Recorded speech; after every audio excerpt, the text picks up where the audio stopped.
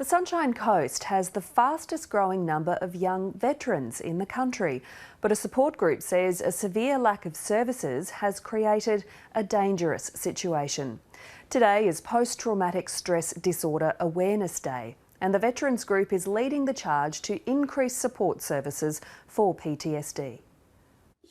For Andy Fermo, story time with his daughter is a world away from the violence he endured as a commando in the Special Forces. I did 2 tours of Afghanistan. On my second tour in particular, I was exposed to a few things and a few really traumatic incidences, including being blown up by an IED. His mates were seriously injured in the incident. The 41-year-old was lucky to survive, but the psychological scars remained. It sort of got to the point there where I, still wanted to be doing my job, but I didn't want to commit career suicide by saying that anything was wrong. Mr Fermo was medically discharged the following year, but 3 months later, news of a deadly helicopter crash in Afghanistan pushed him over the edge. I was in this shop and I just broke down crying, and all of a sudden everything just seemed really small. I had to get out of there, and the noises, it was really crowded, being Sydney, and I just went to the car and broke down, crying. He was diagnosed with post-traumatic stress disorder.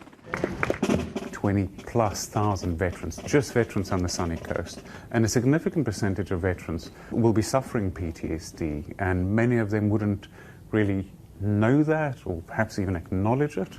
The Sunshine Coast has the fastest growing number of young veterans in the country, but there is only one PTSD treatment program accredited by the Department of Veteran Affairs. There's a huge need in the community, and there's not a lot of available treatment programs out there. Tragically, by the time many veterans seek help, it's too late.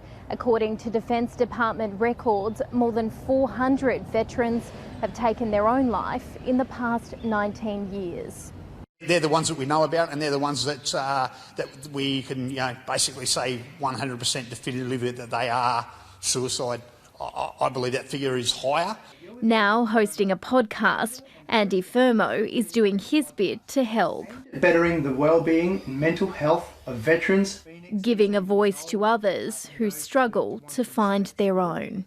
Sally Rafferty, ABC News.